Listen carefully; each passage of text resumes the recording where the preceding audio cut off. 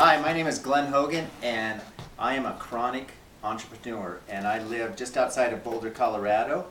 And I think that it's just in my blood, being an entrepreneur. I grew up on a ranch in Montana, and I think I just have that independent spirit, and maybe it's the way I'm designed or I'm wired, but I've always just been about starting new businesses. In fact, here are a couple of businesses that I've started over the years.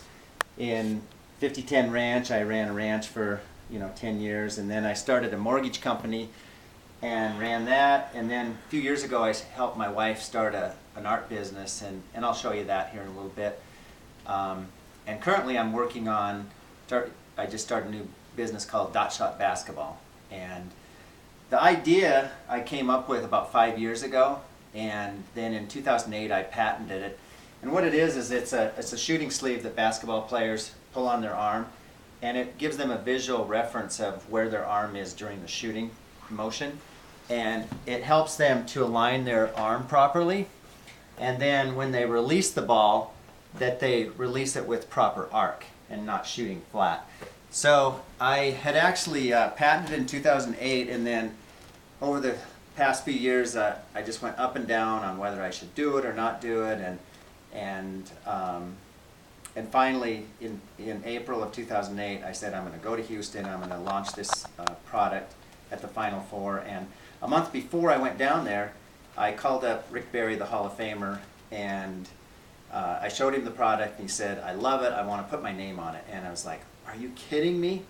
And so that really just kind of gave me a new excitement about maybe this is going to work. And so 2 months ago I designed the website and learned how all that process of how to let people buy online and this and that, and we've been making some sales, and so that's pretty cool just to see it go from a thought in my mind to now a business, and where we're actually making sales.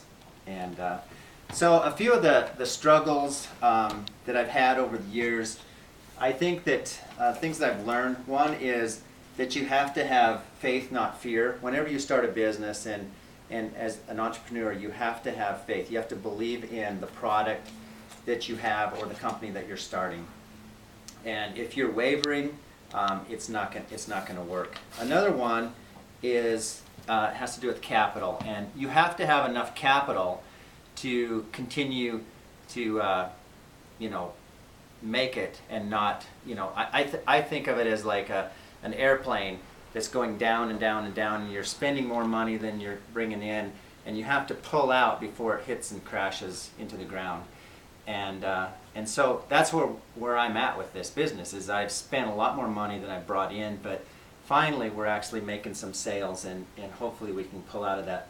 And another part of it is I think you have to have the mental and emotional capital as well, and be able to make it through those hard times.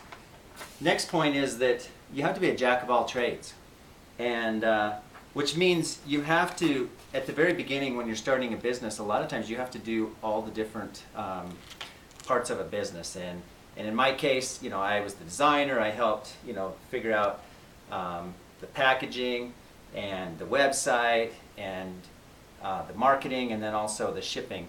And having Rick on board, a celebrity, it's great to be able to talk to him from time to time and say, yeah, I just promoted our product on a radio show, and then be able to see that as getting hits on YouTube or getting some orders through our website. But that's another thing, jack of all trades. Another thing is to deal with the unexpected. And one of the things that I just recently happened to me is that, and I'm going to show you, this is called the Dorney papers. And Mr. Dorney was my patent attorney, and I got a call from the patent office a couple months ago saying that my patent had been abandoned. And I was like, are you kidding me? I mean, this is what is going to protect my product. And he had kind of abandoned it. He didn't file some papers, and so now I'm actually in the process of reviving my patent. And I am also going to take him to small claims court, so that I'm in the process of serving him papers. And that's just one of the things. How do you deal with the unexpected? And So I'm going to show you around my house a little bit and show you my family. But this is my office, and this is where I sleep. And so this is the life of an entrepreneur. And I actually used to have an office in Boulder, and I had to lease it so that I could help out with the cash flow. So I'm going to show you. I'm going to take you downstairs and show you. Oh, there's my little doggy right there. And here's a painting that my wife did. Remember, we started a business. These are a bunch of paintings that my wife has done, and we actually have a website that sells her paintings. And here's my family. Here's my lovely, beautiful wife, and she's an artist. And it's been great to just see her make some sales and help out. And then this is my oldest daughter, Ashton, and she'll be a senior in high school next year. And this is, well, no, let me go to here. This is Haley, my next daughter. She'll be a junior next year. And then Kenya, who is 13. And finally, my last and fourth child, Hudson. And so this is our house. And I just, oh, and I showed Zelly. Yeah, there's little Zelly. And a couple things that I want to also point out. Oh, here's at Jeannie's studio. Some of her paintings, where she paints. And we have her house all ready to sell, because we're going to downsize to make it through through this as we start this new business. And out here, out in the garage, here's my inventory of my shooting sleeves. Here's how I display them. And then here, this is kind of interesting. This is an old fax machine that I have.